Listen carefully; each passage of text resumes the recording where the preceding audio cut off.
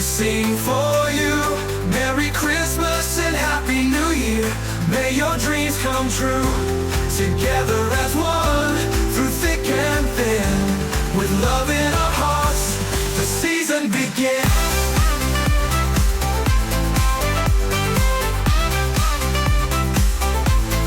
Generation Next, we sing for you.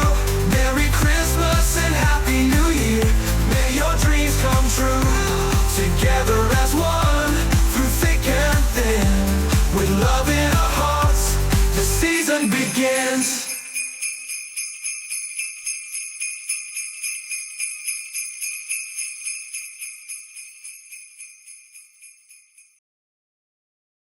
Good evening, viewers, and welcome to the 9th episode of the GN Sports Show. My name is Jonathan Thorogood, Administrative Assistant at GN Sports Global. Along with me is Mr. Jason Cordis, President of the GNFC Parents Association, the CGPGA, and we are your hosts of the GN Sports Show.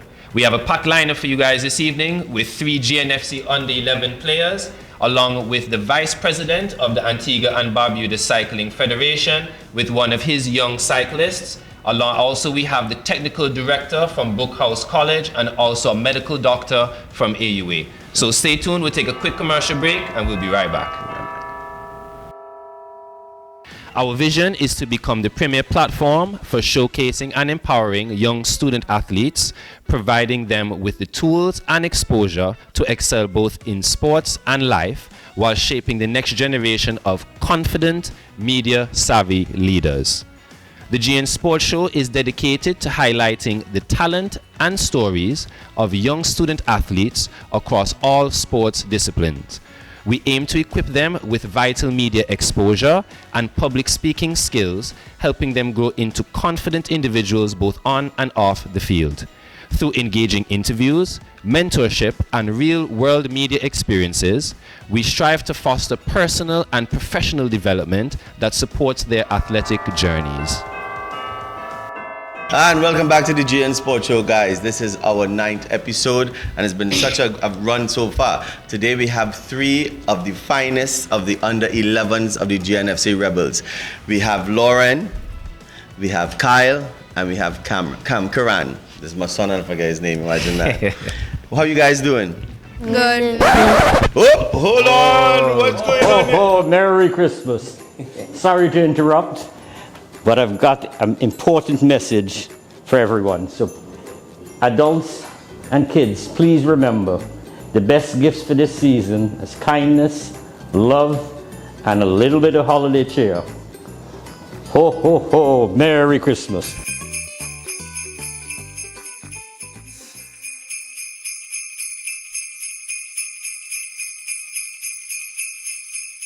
Santa Claus sneak up on me, man. And I still don't have no present, so I don't know what, you know what I mean? Thank you for Santa Claus. So guys, welcome. So what we want to do is we want to find out a lot of stuff about you guys, all right? About you guys, what you like, why you started football, what make you like football. You understand what I'm saying? So Lauren, let's start with you. What made you choose to play football as a sport? Well, my brother started playing football and I was really interested with him. So I tried to follow in his footsteps. So I just want to be just like him. Good job, yeah. And Kyle, what about you? Who got you into playing football? My grandpa got me into playing football. Your grandpa? Your grandpa? What about you, Karan? Who got you into playing football? My dad got me into playing. Your dad. So what school do you go to, Lauren? I go to St. Anthony's Secondary School. Oh, in secondary school, Lauren. And what about you, Kyle? I go to Sunnyside Tutorial School. Sunnyside Primary. What about you, big one? Post Millennial Academy. Post Millennial. Post-millennial Okay. But what grade are you in? Grade 6. I'm in grade 4. And then first form. First form. And of course, we'll start with Karan. Who's your favorite teacher at school? Miss Joseph and Miss Lewis. And what subjects do they teach? All core subjects. All core subjects. Okay. Well, you had to make sure Miss Joseph and Miss Lewis grades had to get higher, you know. He mentioned y'all. All the teachers watching this, when these kids mention your name, y'all have to watch the GN Sports Show and y'all have to make sure and give them a little bump in the grades. Of course. What about you, Kyle? My favorite teacher is Miss Roberts and Miss Payne. Miss Roberts and Miss Payne, what do they teach? They teach all subjects. Oh, the okay. subjects are- One of them is your home teacher, like your homeroom teacher? No. No? Oh. What about you, Lauren? My favorite teachers are Miss Bontiff and Mr. Nathan. Mr. Nathan, okay. And what subjects do they teach? Mr. Nathan teaches IT, which I'm failing, so I need to practice him. Lauren is very smart. And Miss Bontiff teaches math. Responsive Okay. teachers. Okay. Mr. Nathan. IT. So do you guys play football for Generation Next under 11s? You guys, you know, you all already told us you all love playing football. What's your favorite team? Whether it's local in Antigua or it's international. What's your favorite team? GNFC. GNFC? I like that answer. Kyle? Kyle My- thinking, boy. Kyle thinking. My favorite team is Argentina. Argentina. Argentina. Ay, ay, ay. Karan, Liverpool. you couldn't wait to say Liverpool, boy. You couldn't wait to say Liverpool. Who's your favorite player, Kyle? My favorite player is Messi. That is a very messy statement you make there. Lauren. Me. Oh, well, look at that. She had to start next game, John. Exactly. Karan. Virgil van Oh, Dijk. I was just take your time. Virgil van Dijk. Virgil van Dijk. Virgil van Dijk, centre back. Okay. Now, as this boy's father, he sings a song every day of Darwin Núñez, and for me to hear, this is to show you how you cannot dictate what somebody. You think you know people, and then you don't know don't know, people. exactly. I could have bet all my things that he was going to say Darwin Núñez, and he come with Virgil van Dijk. As well, you didn't let me finish. So finish it. So Virgil van Dijk and Darwin Núñez are your favorite players. Yes. Okay, understood. So Kyle, what do you want to do when you grow up, right? What do you want to do? What do you want to become? I want to become a football player. You're a professional football player. And if that doesn't work out, what is your plan B? What's your other option? My plan B is American football. American football. So you're saying Well, a little birdie told me that Kyle is beyond the greens, you know. playing golf. Somebody tell me Kyle is playing golf, so I don't. You didn't mention you want to be a big golfer. What about you, Lauren? I want to be an astronaut. An astronaut, nice. There's a lot of space for that. Yeah, of course. Karan, what do you want to be? Football player. A football player? Football player. And if that doesn't work out, do you have a plan B? American football player. American football as well. So Well, we'll see, these are we'll good see him sports. and Kyle on the field Yeah, together. you and Kyle will be on, as long as you know the money coming to take care of all your parents when they get older and stuff like that. I'm all for that. Yes, of course. But it's a pleasure having you guys. It's a pleasure having you guys, and you know you guys have focused. You're ambitious, and I need you guys to stay like that, right? You're all under 11s. You all have to go up now to under 13s and 14s and stuff like that. So keep with the passion that you have for the sport and for school. Because John will tell you every time we speak to colleges in abroad in the UK, who you guys may want to go to play professional, they always say, if you don't have the education base, you're not going to be picked to come and play with them, right? Plus, you also want to be able to have the education just in case something happened to you in the field and you can't play football. You can still stay in football as a physio, as a reporter, you know, all these different things. So stay in school and stay on the field. All right. So thank you guys for being here, and we'll keep in touch. All right. GN Sports Show. We'll be back real soon. So we're back again here on the GN Sports Show, and as said before, we have two of Antigua's best in cycling. We have Sir Derrick Sutherland. He's the vice president of the Antigua and Barbuda Cycling Federation, and we have one of the greats, Tajay Brown. Welcome, guys, to the GN Sports Show. Welcome. Yeah, great for having us here. We are so excited to be here and share some cycling knowledge. Hey, that's what we're here to get out to you guys, man. Cycling knowledge, right? Exactly, yes. So let's start off with Tajay Brown. Yeah. Your journey in cycling began at the age of 12 with Dudley Cycling Academy. What initially inspired you to pursue cycling, and how has the academy shaped your career? Well, cycling, I feel, has been in my blood for a very long time. Since I was 5 years old, I've been riding around the village for like hours at a time. And it was only because of my mom that she was like, why not put that on the bike? Yeah. And let me shout out my godmother, Vincia. She's the one that got me into Wadali Cycling Academy. Right. And she was the reason why I actually ride right now. So I will thank her very much. And Wadali Cycling Academy is more than a club. I feel like it's more of a family collective that guides me forward so I can achieve more. And so that I'm not in this journey alone, and I have a better chance of making it and succeeding in what I want. That's good, man. That's good. Now, you've represented Antigua and Barbuda in the Junior Caribbean Cycling Championships, right? What was your most memorable moment or lessons that you had for competing in this level? Well, a lesson that I've taken from my countless attempts at the Caribbean Champs is it's not always the strongest man that's going to win. Sometimes it takes luck. Sometimes it needs to be daring to actually win a race. And for what I take from it is that winning is fun a lot, but it's not all the times you're going to win. So sometimes you have to take the losses when you get them and push forward when you get the chance. Yeah, well, the journey is always sometimes more important than the actual victory, right? Because there's a lot of learning that goes on in the journey. And sometimes we always think that a loss is a loss, but a loss is not a loss. A loss is a chance to learn. Yeah, of course. Something about yourself, something about the course, and all these different things, you know what I mean? So I guess, I've taken this stance where you never lose in life.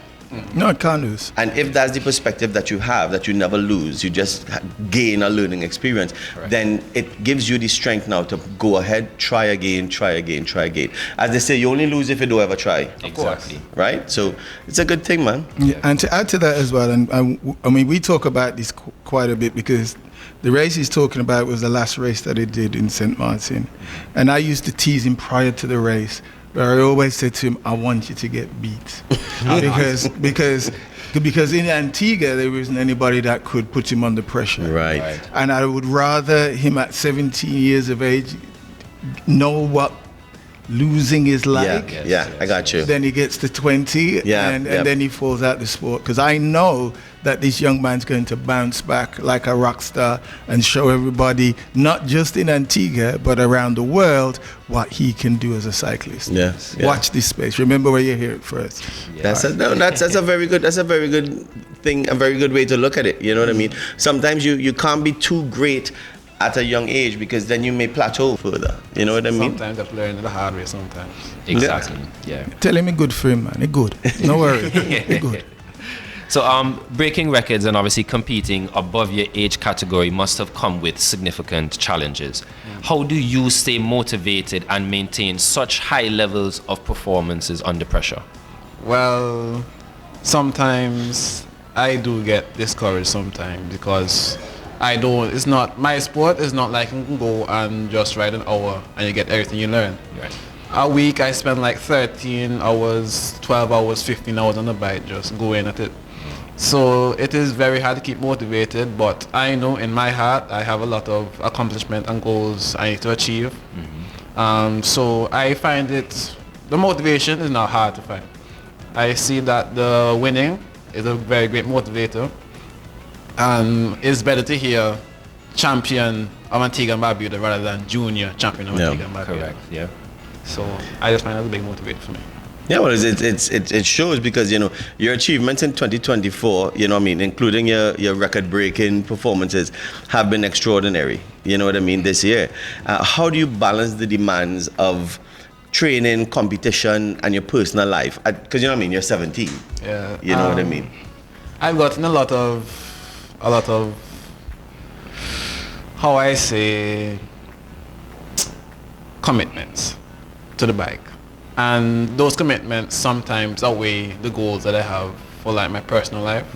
For example, if one of my friends say, let's go out to like a fete, I have to say no because I have riding early morning tomorrow. And sometimes some things have to get sacrificed for me to, push forward. And that's what I've learned from an early age, and I'm happy for that. So sometimes I just have to know when it's too much and when it's too little, because sometimes you're going to work yourself too much But there's people in your corner that can be like, okay, you're doing a little bit too much, so the cool down. Well, the first thing you should say when they say come go after is that, no, I'm 17. Exactly. It is not, it's not that, no, I have something else to do. It's like, hey, I'm 17, you know, you're talking about going fat for. You know what I mean? But what you said is very important. And like, as I always say, my philosophy as well is, if you have a big enough why, the how gonna come very easy. Very true. You know what I very mean? true. But keep doing what you're doing, man. And one of the things I always say to the cyclists as well is put your goals in concrete and your plans in sand. Because from time to time things can change and shift. You know, but as long as you got that focus for where you want to go and what you want to achieve, you're going to get it. But I like that. Put your goals in concrete. And your plans in sand. And your plans in sand. like For that. being in Antigua, sand and sea, it's a good thing. Your goals in concrete, your plans in sand. Yes. Copyright. Copyright that. No, I have one I so always say. I came up with this years ago and I said, like a tire, because we're doing cycling, right? A tire has air. And if the tire is flat, you can't go. So I always say you need PSI, because you use PSI Correct. to measure air. Yes. And for me, PSI is planning, structure, implementation. So you make your planning, you structure it, and then you implement it. You know what I mean? So PSI. Yeah, my brother. So Taji, you've trained internationally, such as attending the ICU sanctioned youth camp in Trinidad. What insights or techniques have you gained from these experiences, and how did they influence your approach to racing? Well, the training camp in Trinidad was very informational. But I wouldn't say it was only the information that they taught, but it was the people around me that actually taught me a little bit more than the camp, because it was people from all over the Caribbean, Belize, some from Jamaica, and around the Trinidad island actually. So I have to say they taught me a lot. And also, I actually learned a lot from the coaches and the people there. For example, the coaches taught me how to train, how to run my nutrition before a race, how to fuel during a race. And since my favorite discipline is the time trial, they taught me how to maximize my starting on that discipline so I can be even faster. I have to say something that I learned from my peers was that you're going to hit challenges, but it's how you bounce back from them that actually counts. And Important. and now that's the important. philosophy I go from starting my new year. Well, since, you know, as someone who is very ambitious in becoming a professional cyclist, right? What are your long-term goals? And, you know, what do you see, how do you see yourself contributing to the growth of cycling in Antigua and Barbuda? Well, the main goal, first goal, I want to reach Europe and ride for a world tour team. Hey. Once I have that, I mean, everything else can be worked on, can be sharpened. All I just need to do is just work hard and focus on what I have to do, and everything will come after. So how do you see yourself helping for the growth of Antigua now in cycling? Because all these younger kids now, younger than you, that are coming up, who want to become a cyclist, they want to do, because you mightn't see it now, but you are an inspiration to younger people cyclists, who haven't jumped on that bike as yet, you know what I mean, believe it or not. And you have to take that and use that as something to go forward. So what do you want to do to help, you know, promote and help the growth of cycling in Antigua? Well, hopefully, while I'm passing through the stages, I gain a following, and so I can use that following to actually help the cycling community. As you know, we have live streams, Right. and you know, I can just pop in once in a while, pop into the live stream once in a while, so that everybody can see what's going on in Antigua cycling. And also, when I reach my goals and dreams and aspirations, it's not hard for me to source tools and equipment from overseas and bring them down here. Right. So like things like tube, tires, derailleurs, cranks, things like that, they won't be a problem.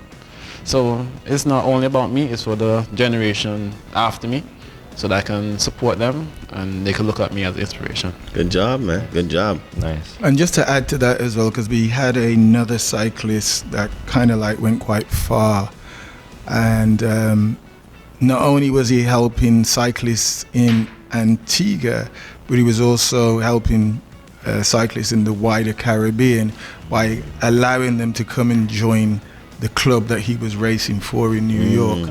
So not only were they getting the experience of riding for an Antiguan or Anguillan team, they were also getting to ride against the big boys in the States to help to propel them further in their career. And that's what I also see Tajay doing, is inviting new, younger, brighter talent in Antigua to join him when he hits that world stage. It's inspiring, man. It's very inspiring. Well, thanks a lot, Tajay. Of course. Let me throw some questions over to the big boss. Sir himself. Let me throw something over there, man.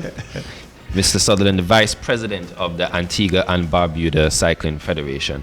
What initially sparked your interest in cycling, and how did you transition from recreational riding in 2015 to competitive racing in 2016? Right, okay, so I used to travel around the Caribbean doing workshops. Yeah. And one of the things that I always did when I was doing my workshops, I wanted to see what the races were like throughout the Caribbean. You know, so I did Anguilla, St. Kitts, St. Lucia, St. Vincent, to name but a few. And while I was there watching the races, it really sparked my interest to get back on a bike. And the initial reason for me getting on the bike was to lose weight. And Lindsay Duffy was part of the Antigua and Barbuda Cycling Federation, or association that it was at the time. And she said, we've got a short race coming up. Would you like to pop in and have a go? And I love a challenge. And I went into that race. I came second to last. And for me at that time, it was the greatest experience that I'd had in a while. So I flew to New York, bought myself a race bike, came back this following year and became a competitive cyclist. Wow. Or cyclist, I should say, Very inspiring. You know, so as someone who had held multiple roles within the Antigua and Barbuda Cycling Federation, right? What have been the most rewarding challenges and aspects of your leadership journey? The most rewarding, I would say, was finding some of the riders that we had. So Connor Dellenbank, he was a UK guy with Antiguan parentage that wanted to ride for the country. And having met him, helped him to get his passport, took him to a couple of races, watching him develop as a cyclist, that was great. But I think having Emmanuel Guerrero go to Italy and ride for 3 months was another pinnacle. But I think the highest pinnacle for me, I don't know if anybody knows Robert Marsh. Robert Marsh is one of the greatest cyclists that we have in Antigua, in my opinion, of all time. For me, Robert Marsh is my hero. Okay. You know, coming from the UK, the closest I could get to somebody like Robert Marsh would be behind a wall. And here I am in Antigua, sharing a bedroom in St. Martin with Robert Marsh, listening to him telling me stories of his life and what got him into the sport. Those things you can't buy. You know, so those have been some of my highlights. So how has your experience as junior team manager influenced your approach to supporting and mentoring young riders? Right, okay. So when I was the team manager, this wasn't in this young man's era, it was a few years back. And one of the reasons why I took on the responsibility was we had a coach called Tony Gibbs from the UK that needed somebody to actually make sure that the guys were doing the training.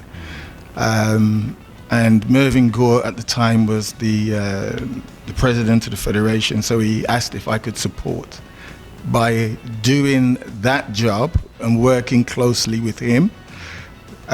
With Tony, we got Ira on board. We went away to our first race, and I ain't gonna lie, I don't know if you understand this word, we fluffed it. Yes. Yeah, we fluffed it badly. Yeah? Yeah. So, but one of the things with how my brain works is I don't mind fluffing it. All I need to understand where did we go wrong Right. and what can we do to get it right the next time. Yep. Yeah. So when we ended up going to Barbados the following year, we came back with 2 medals. Wow. Amazing. You know, and that was because of working with the team, driving the team. I'm a bit of a no-nonsense coach. I know what I want. I know what the guys can do. And all I want you to do is just deliver on the deliverables. Yes. And by them doing that, that's what got us the results that we required. Okay. So in your role as vice president, Yeah. what are your primary goals for cycling in Antigua, Barbuda? My primary goals as an individual is youth development. So making sure that the likes of Tajay gets exactly what they need to be able to deliver, or should I say, for us to be able to give him what he wants so that he can do what he needs to do. That for me is my primary goal. My other goal is to talent spot for my elite cyclists. Yes. So if I can see people that not necessarily live in Antigua, but like Connor have Antiguan parentage, and I can bring them on board to help to promote cycling for Antigua, then for me, those are the goals that I have to make sure that we always stay relevant with the right team around us to make that happen. Because I know I was supposed to ask you as well, how do you plan to achieve that? You know what I mean? Because we all have goals, but sometimes, you know, we plan and then life has a way of Getting in the way. Yep. And I'll tell you a funny story with that. Right now, we were contacted by a guy, and Sinclair Williams is the president right now of the federation. And because of the work that I did with Connor, he was like, Derrick, these guys are now your responsibility.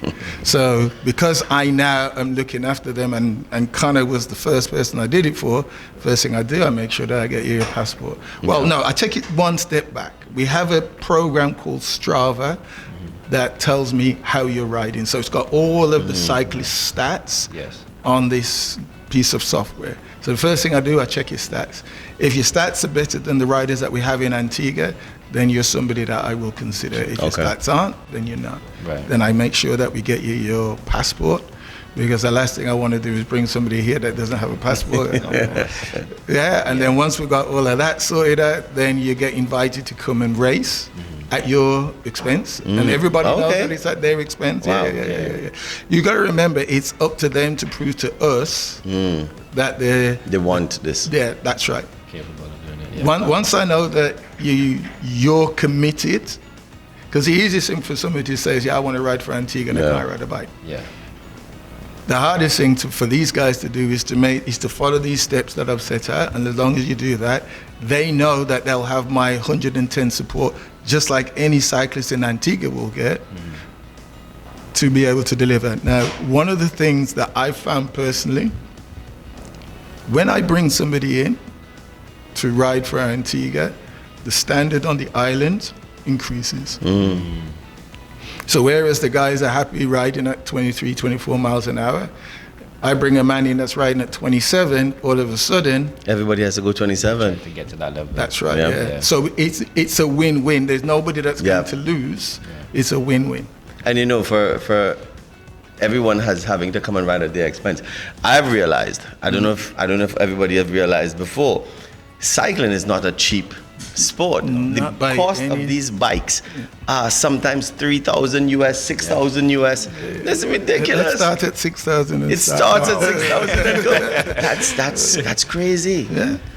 So it's really something you have to be passionate about and tell yourself, let me get into it. Yeah. Yeah, and one of the caveats that I have with everybody that's coming in, because a lot of the riders that want to come into this game are in their late 20s, early 30s. So one of the things that I tell them is that if you are coming in, your primary responsibility is to support our junior cyclists. Of course. Yeah, Of course, yeah. because you've got the racecraft and everything, because you've Yeah. been doing it for years. You're never going to make it to the world scene now because you're too old. Yeah. I know 25, you go, man, to all at 25, yeah, you're too old at 25. So their responsibility now is to help this young man and the rest of the juniors that we have to elevate themselves to get to that level. Yeah, of course. Of course. So just before we finish up, I'd just like to ask you one last question. Yeah. What do you see as the biggest challenges facing the sport of cycling in Antigua and Barbuda, and how can they be addressed? Okay. The biggest challenge that we have in cycling is funding. And that is the biggest challenge. And I ain't afraid to say it. How do we solve it? For me personally, I think it's very simple. We have to run the federation like a business. And by running it like a business, what will happen is that you'll have money that's in the pot. Right. One of the things that I speak very passionately about is if the goal is that we want to send these guys away, there is nothing wrong with us going to the NOC and the government to get the cash. Right. One of the things that we know to be true is that we can get the request, but just because we get the request doesn't mean that the cash is going to come. Yeah. All right? Yeah. Yeah, and this is not me dissing anybody. This is not this is the facts. Yeah. Yeah? But if you have a float, then you can take the money out your float to cover it until you get the check. Yeah. Yeah. Because in the past, we would have had situations where we're at the airport waiting to get on a plane and they're waiting for the money to Yeah, that's crazy. Yeah. So, but now we're in a situation where we've got the float, so now we're not paying an extra $300-400 for the ticket. Yeah. Yeah, we can buy it at a reasonable price. Right, When the funds gotcha. come in, we put You it just back replenish in. back it, And yeah. that's right. Have Yeah. it planned You properly. know. Yeah. And as I said, because we're operating like a business, that's one of the reasons why we're having a little bit more success. Okay. Understand. Yeah. Well, thank you guys. Thank you was guys our for being pleasure. here. Thank you for It's a lot having of us. information. We look forward to seeing you all over the screens. You will. Tajay. Of course. You know what I Yes, mean? we will. We got to see it. We have to see all these youths come up. And sports, I think, as a Caribbean island, all we have is talent, Yeah. right? And we have to learn to make this talent into a skill and let this skill, as they say, pay the bill. Yeah. Right? Definitely. Not all of us are going to be academic scholars, and That's what I mean? right. A lot of us have a lot of potential and creativity and stuff like that. And as you rightfully say, we have to look at the sport as a business, Yes. Yes. because it's not going to work if we don't put some Cannot. money into it. There's a lot of advertising that is going to come back. There's a lot of promotions that's going to come back. So businesses, we need to do that. We need to start investing in our sport, in our youth, and in our country. Yeah. So thank you guys so much for being here, and we look forward for future conversations. Okay. Right? In fact, one more thing before you go. If you do want to watch our races are live on the Antigua and Barbuda Cycling Federation page on Facebook. So find us there, like, subscribe, and when the races come up, you will be the first to know. And by the way, I am the voice of cycling in Antigua right now. So get used to hearing this voice. Yeah. So thank you guys so much. So until we come back, GN Sports Show. Welcome back, viewers, to the GN Sports Show. This is a special segment of the show where we will be interviewing former Premier League manager and now technical director at Brooke College, Micky Adams. Welcome to the show, Micky. Hello, Jonathan. Nice to see you. Thank you for taking the time out for being on the GN Sports Show with us. We know that it's quite late in the UK, so we won't keep you too long. Your football journey began at Sheffield United's youth team. How has your early experience shaped your views on nurturing young talent in the sport? I think the major thing that I learned from an early age is that football is all about opinions, good or bad. My experience at Sheffield United, I joined at 12 and at 16 I was released. But I was released because there was a change of youth team manager about a month before I was going to be either taken on as a youth team player or released. And he hadn't seen that much of me, to be fair. So my philosophy always now is to give players a chance and don't make quick decisions or opinions based on that early stage. So I don't make rash decisions anymore on youngsters. You've held managerial positions at multiple clubs, including leading teams to promotion. What have been the most significant leadership challenges you faced, and how did you overcome them? Well, I guess the first thing is that you can only play 11 players at one in one particular game. So, during the course of a season, it's obviously a squad game, and it's really trying to keep the ones that are not playing on a regular basis up to speed and happy. Because it's a challenge.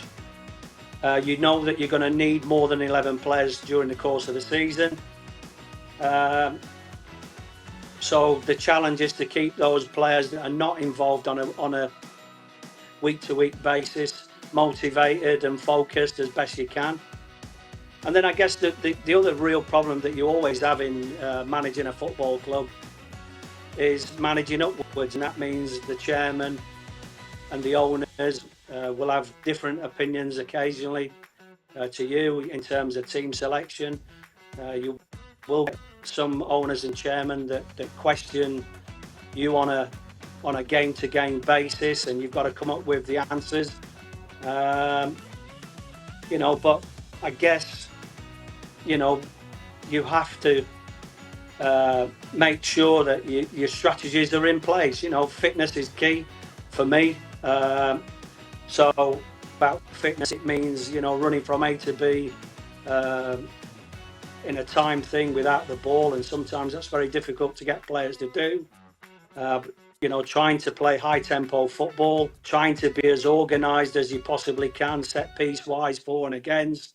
And my type of management skills demanded that there was no it was always black and white. There was no grey areas, so everybody knew their team. And if I got that, and I got a squad of players that bought into everything that I was trying to achieve, then hopefully at the end of the season, I was lucky. I had 4 promotions, so I had 4 groups of players that really bought into it, and we had a lot of success.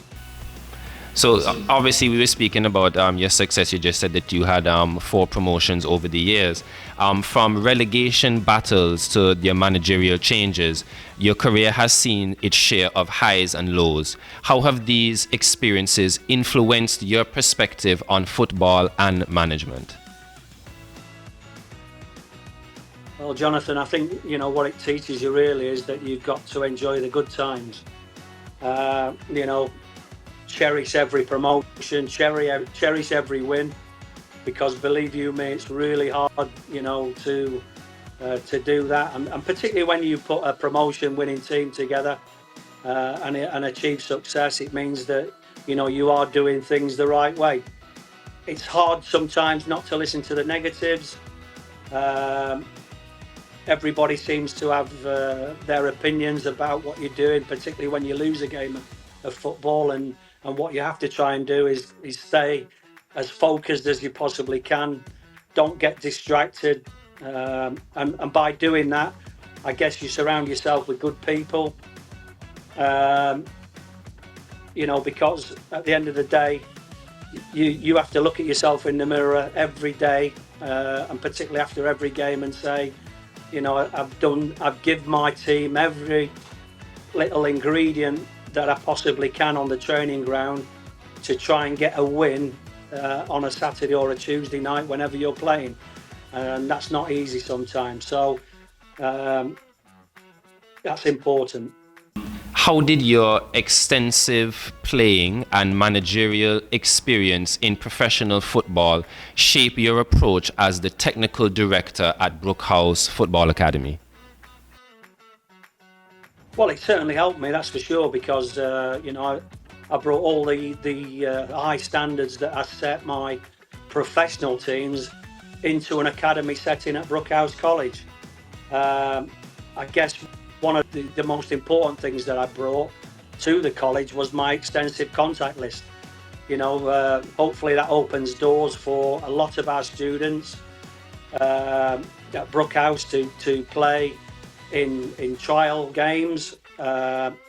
Certainly it helps, arranging friendlies, because hopefully, 9 times out of 10 I can pick up a phone and arrange a friendly at short notice. So, once again, we're showing Brooke House students against academy sides, and that's really, really important.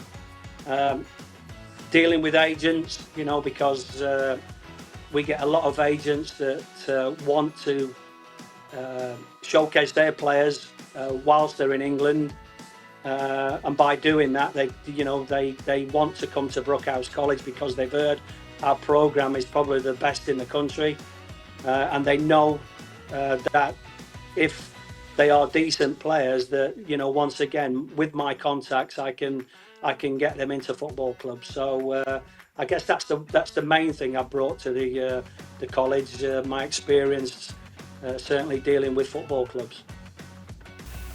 Obviously, we spoke about it a little bit, that Brooke House focuses on nurturing the young talent. But what specific methodologies or programs have you implemented to enhance player development? At Brooke House, we've got a pyramid system, and basically what that pyramid system does, it enables all players and gives all players the opportunity to climb up the ladder to the elite under-19 team. And that under-19 elite team is a nationally renowned team that a lot of players have gone from and gone on to be professional footballers. So it doesn't really matter what age you're at, whether you're an under-16 or an under-17. If we feel, and I feel, that you are capable physically and mentally to handle the challenge of, maybe playing 1 or 2 years upwards, then we help you climb that ladder, or down accordingly. If we see that you're struggling physically or mentally to cope with the pressures of that under-19 elite team, then we'll drop you down again, until you are ready. And also, one of the key things that I've implemented at the school is this open dialogue with students through a system called match meeting. And this is an open dialogue system that enables not only the players but also the parents to log on to see everything that's logged about your boy or your individual learning plan that we've implemented. So all training's logged, physical testing is logged, and performance in games is scored and logged also. So, I think that's one of the key things that I've implemented since I've been at the school. Perfect. So obviously we know you're the technical director at Brooke House Academy, and obviously we know that it has to come with some big challenges. We just would like to know, how do you overcome these challenges as technical director? Yeah, it does come with challenges, and I guess the one biggest challenge that I face, and maybe a lot of professional academy managers face, is parents and players having different opinions of their progression. A lot of parents want their boy to jump from A to B as quickly as they can, to get into the professional ranks as quickly as they can, and sometimes I feel that it's not the pathway that they should be following at this moment in time. I'm always honest with my assessments and their feedbacks of their boys, not only to the parents but also to the boys as well. I think that's really important. And if I feel that they're ready for a trial at a professional football club, then I will push them forward as best I can. But what we don't promise at the school is that because you're at the school that you will be given a trial at a league club. that only comes with your progression, and if we feel that you're ready to do so. So I guess as you know, parents, you know, who don't really understand the system, because you know you have to educate them as best you can as well. But there's no giving at the school. You know, if you're ready, you're ready, and if you're not, then we have to hold you back until you are ready, because you know it's our name that's on the label. You know, we at Brooke College pride ourselves that if we pick the phone up to a professional football club and say we have a player that we think will interest you, then they know that we're sending the right caliber of player into that football club. And as we know, Brooke House combines education with the football training. How do you ensure that students excel both academically and athletically? Well, I have to tell you that you know the one thing we have to tell parents, you know, when we first meet them, is that you know this is actually a school, you know, and it's not just a football academy. You know, a lot of the players will say they're at a football academy. Well, you know, they're wrong there, because it is a school, and we have to be mindful that you know we have to follow the protocol for the school and their educational pathways. You know, what we find is that occasionally players will skip doing the necessary things to keep their academic grades up to scratch. You know, they may be late with homework and assignments that they've been set, and what we say to them is that, you know, if that is not up to speed, then, you know, you will miss a day's training, or you might even miss an important game, you know, because we have a right and a responsibility to all the parents out there who are spending good, honest earned money, that, you know, not only are we committed to their football pathways, but we're also committed to their educational pathways as well, because it's important. Not everybody will become a professional footballer, and you know we need to ensure that the educational pathways are followed as well. Of course. I know we spoke about it a little bit earlier about Brooke House preparing players for a career in professional football. Can you share any recent success stories that you have? Well, you know, last year, for instance, I think we had 15 professionals from a leaving group of something like 60. So that's a fantastic percentage that have gone on. Now, not all these players have gone on to clubs in England. My job and my responsibility is to find them other pathways, whether that be in Lithuania, Belgium, Bulgaria, or even Finland, who I've visited recently. But I guess one of the most recent success stories is Denisha Hill. Now, Denisha was a pupil at our school for 4 years. He's a Bermudan boy, and he had trials at Accrington Stanley, who incidentally turned him down. You know, they said he wasn't good enough.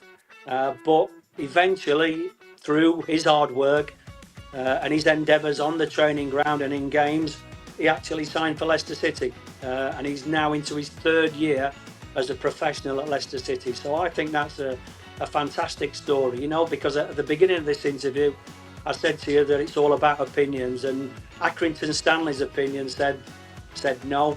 Leicester City said yes 3 years later. Exactly. Well, just before we finish this segment, I would like to just say something about Mr. Adams to our viewers. I think Mr. Micky Adams was one of the first players in the Premier League to receive a red card. Is that true, Micky? What a claim to fame, Jonathan. You know, people don't talk about all my goals and all my 450 league appearances for various clubs in the Premier League, but the one thing they do talk about is I was the first player to be red carded at Queen's Park Rangers for Southampton in the very first Premier League season. Well, Mr. Micky Adams, we really appreciate you taking the time out for being on the GN Sports Show with us. We know that it's quite late in the UK, and again, we really appreciate you taking the time out to be here with us. Yeah, thanks for inviting me onto the show, and I'd like to wish everybody a Merry Christmas. Thank you. Same to you, Micky. Thanks again. We'd just like to take a quick commercial break to thank the sponsors of the Gomez Netherlands Insurance Youth Football League. When we return, we will be speaking with the medical doctor at AUA, Dr. Rick Millis. Stay tuned. We'll be right back. We would like to thank the sponsors of Generation Next, Fruta, Antigua Masonry Products, Kenneth A. Gomez Insurance Agency, Island Photo, and Francis Trading Agency. Welcome back to the GN Sports Show. As we promised before we went on the commercial break, we are back with Dr. Rick Millis, the medical doctor at AUA, otherwise known as Dr. Love. Welcome to the show, Dr. Millis. Thank you. You're welcome, Doc. Yeah, thank you. They call me Dr. Love because I spread the love. Hey. In fact, in terms of sports, I'm not a fighter. I'm a lover. Yes. The only time I ever get into a fight is when there's a referee around. Stop it. On the basketball court. The only time I fight is when there's a referee. When you're able to be stopped. Yeah, exactly. So we'll just get straight into it. Why do you think football is one of the most popular sports for kids worldwide? Well, let's think about it. Actually, I thought about it first when I went to Ethiopia. I started the first physician's assistant training program in Ethiopia back in 1996. It was the first one in Africa at that time. And I would go down the street, and Ethiopia is like one of the poorest countries in the world, maybe the poorest country in the world. And kids were on the street kicking balls, kicking soccer balls, no goals. They were just kicking the soccer ball, they were playing. Sometimes they didn't even have a ball. They would make a ball out of rags. Wow. They had nothing. So I said, okay, why is this so popular? Number one, it doesn't take any money, right? You can actually improvise and make your own. I saw they were making their own balls. Yeah. And of course, many of them didn't even have shoes. They were just barefoot kicking, right? Secondly, you can make up your rules as you go. And the rules are so simple. Think about it. The rules are very simple. Yeah. They're not complicated rules like tennis and basketball and American football. Yes. You see? So it doesn't require any investment. You can do it anywhere. You can do it by yourself. You can practice. Yes. You can do it with a partner. You can do it with a whole bunch of kids and communicate. And there's so much going on in your brain that helps you build confidence about your skills. Think about some of these kids that are just practicing on their own. They're developing a style, a soccer style. Soccer. See, I did it again. I'm sorry, this is an American influence. Yes, of course, Okay, the football style.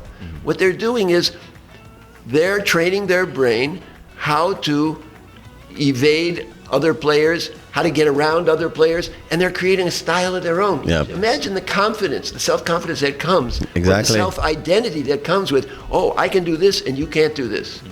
I have a new way of getting around you. Right. Yeah. Right? And that doesn't cost any money.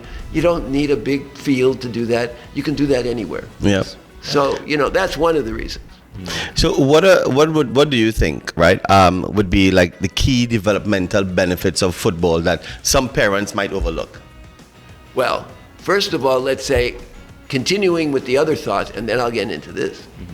The other thought of why it's great for kids to play your football, my soccer, is that if you think about kids' development, right? They're developing their legs, their lower body first. Yeah. So when we start crawling, when we start getting up and start walking, we're not using our arms. Yeah, using our legs. Our arms are weak. Okay, so for children, upper body is weak. Even as we get adults, our upper body is much weaker than our lower body muscles. Yes. Right? Our shoulder girdle is weak. It's not a well-designed system up here. That's why we get so many shoulder injuries from tennis and basketball and throwing, right? Yes. But down here, our hips, our pelvic girdle is much stronger, right? Our center of gravity, we use it for fighting gravity, for getting up and walking, and all of that kind of stuff. So soccer or football lends itself very well to the developmental stages of children, right? Building on their strength. Yeah. The strength is that lower body strength that they have, Yes. that control they have. They learn the body control from the bottom, Yeah. right? And because of that, they're not prone to getting a lot of injuries. You see? Gotcha. Yes. So there's not a lot of injuries. So they're working out their coordination, right, from the lower body, and they're not sustaining a lot of injuries like they would if they would be using the upper body only, strength yeah. and their upper arms. Yeah. And then when it supports the core of your body, right? Yes, exactly, exactly. So again, the whole idea of your football is that it lends itself nice to the developmental stages of children, right? And it doesn't strain them too much. On the other hand, we know anybody can get injured. Yeah. Of course. And so parents have to be aware of the injuries that can happen. And now your second question was, what was that? You were asking? How parents might overlook those actual benefits. Yeah, so it's very easy to say, oh, my child doesn't want to play. Well, why doesn't a child want to play soccer or football? They don't want to play soccer or football because they didn't learn the skills early enough. Yeah. Which is a major one, yeah. Yeah, they get left out in a group. They don't feel comfortable in a social group, right? They just got accustomed to sitting around the house and playing video games all day, right? Sedentary lifestyle. Yeah. So parents are often letting the kids do that and overlooking these benefits. Yeah. What are the benefits? Socialization is obviously one. Of course. What about communication? Not just verbal communication, but they also learn nonverbal communication. Yeah. You know, when you're playing a team sport and you go like this to your Yeah, your partner, body language is important. he knows whether you're open or you're not to pass the ball to you. Yes. Just from that nonverbal communication, as well as verbal communication. Yeah. Then there's leadership skills. Somebody's got to take the lead. Somebody's got to say, hey, you're doing the wrong thing. I want you over here or over here. And that leadership skill thing is important. So it's a very good character building, sport. Yes. Plus, very important, cognitive brain development. So here's what's usually overlooked. We think that there's a part of our brain called the cerebellum. Not we think, we know there's a part of the brain called the cerebellum. And many people think that when we train our cerebellum, that's where we get our muscle memory. And that's true. You heard of muscle memory. Yes. Well, I'll tell you a story about my muscle memory. So I'm almost 80 now.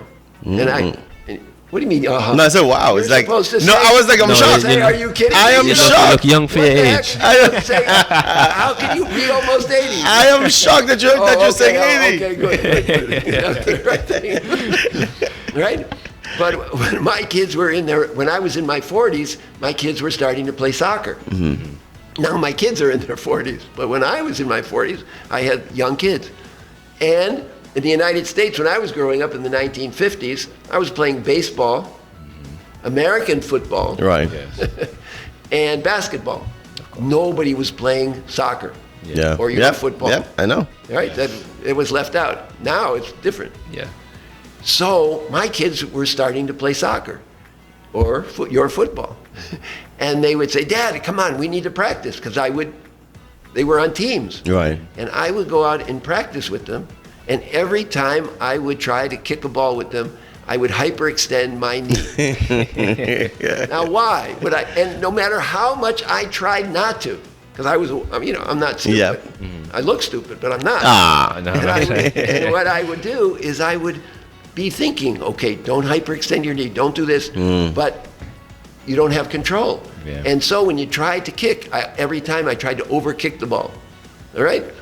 Or when I tried to underkick it, I couldn't even pass it properly. Wow. So I then end up overkicking all the time because I didn't train my brain for that muscle memory. My leg muscles did not have that muscle memory as where to start and stop. When kick. And how to create the gradation you need to kick it hard or kick it soft or kick it one way or the other. So I had to think so hard about everything. So I would injure myself almost every time. So I gave up on it. I never after that, after a few times, I said, no, this is not for me. And so I couldn't even train my kids. I couldn't play with my kids, and that wasn't enjoyable. Of course, I switched them over to basketball. On the other hand, that didn't work either. But what I did was I realized that without that muscle memory, right, I couldn't do anything. So that has to develop very early. Right. Right? Good. Now we know about muscle memory, but we don't know about the rest of the brain. You don't realize that when you are planning your movements in any sport, your cerebellum, the place in your brain where you're doing this muscle coordination, is also coordinating your thought processes. So the flexibility of thought, the cognitive processes, all the planning that goes in, that is also being developed along with the muscle memory. And that's what parents are not aware of. Right? So you have the communication, you got the socialization, you got the self-confidence, you have the muscle memory, you have the coordination and synchronization of your muscles. And you now have flexibility of thought processes. It's a 720. It's a 720 swivel. It's not just 360. It's a 720. Exactly. No, because and I guess that is a fact, right? We do as parents. They really don't understand that all of these things are derived from sports, not just football, but from a lot of the sports. You know what I mean? Yes. When you get your kid in there, they learn to think for themselves. Right. Instead of video games and stuff like that, you have as you said, the cognitive aspect where you're learning to create an avenue to beat this one or to pass this one, or you know what I mean? It's a decisive thing that goes on, and that chemical in your brain just keeps going on, and that helps your body to react in the way it's supposed to react. Like one of my things I had a problem with my kids as well is that when you look at some kids playing football, John, you're a coach as well. When you have a kid here and you say pass the ball, he might not know how hard to pass the ball. He might kick it too hard, and you can't control the ball because it's too hard, or he kicks it too soft. And being able to rationalize mentally, listen, I need to have that muscle memory and have my mind transfer the message to my muscle. I need to kick it this amount of force or that amount of force, to get this. So it's really important. And parents, you should understand that there's so much that your kids could gather from being in a sport and a part of a team. And you brought up an interesting point. Strategy. You learn how to be strategic about your thinking. I have to plan how I'm going to get around this guy. I have to plan how I'm going to try to score, or how my team, how I have to pass the ball to my teammate to score. So that strategizing goes into every aspect of your life. Planning ahead, thinking ahead, right? So again, it's just, we can talk all day about the advantages, both physically and mentally and psychologically. Oh, we forgot one of the most important things: mental health. Very important. Mental health. So a lot of kids suffer from depression. A lot of kids get left out or get teased in school, or their parents don't pay enough attention to them. But when they get out on the pitch, when they get out on the basketball court, what do? They get some confidence, they get some success. And that builds their self-esteem. That builds their self-esteem. Plus, the movement stimulates hormones. Wow. You heard of endorphins? Yes. Endorphins is our body's opiates. Our body makes its own opiates. Our body makes its own marijuana too. Did you realize that? No. Yeah, it does. We have an opiate system and we have a marijuana system.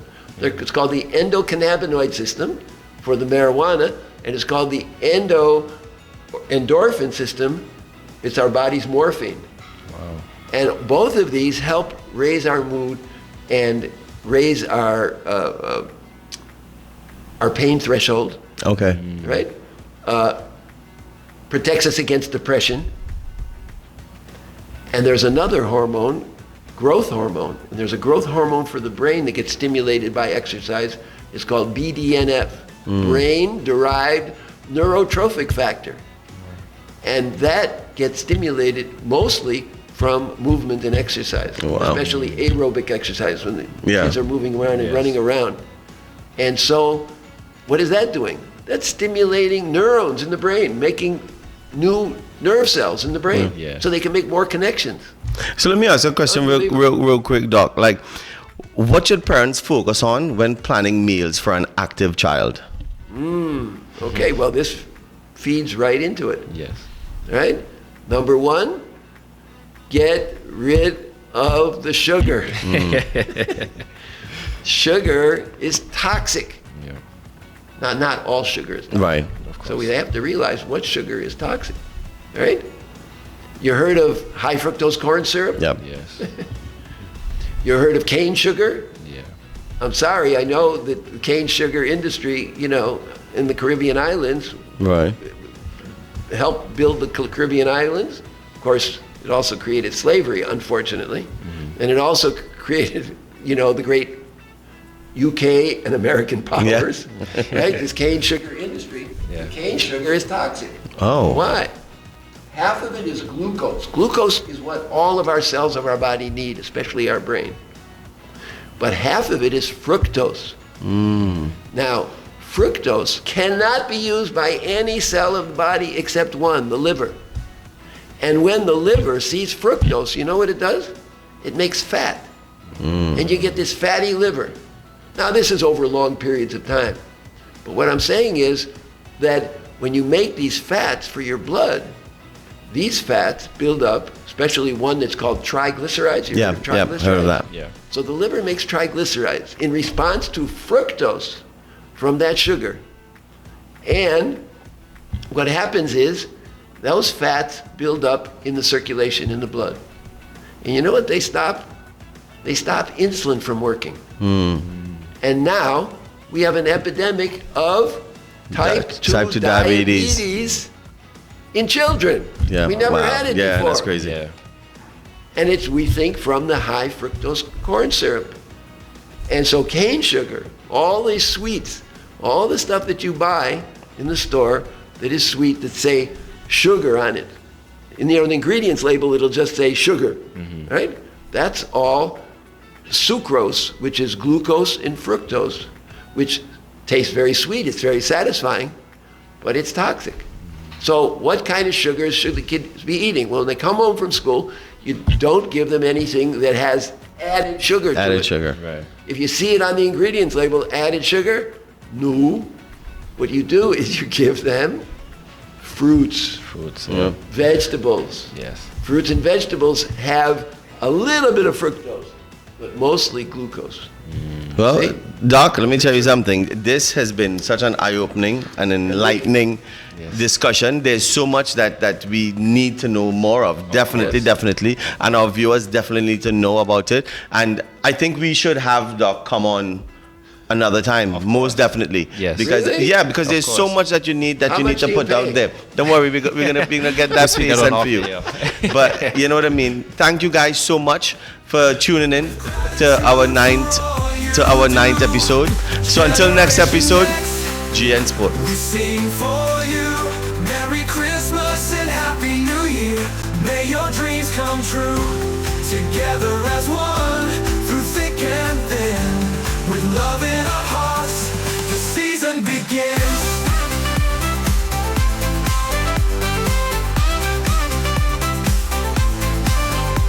The spirit of Christmas, the joy we share. On and off the field, you're always there. So here's a promise as the new year starts. We'll keep playing strong with all our hearts.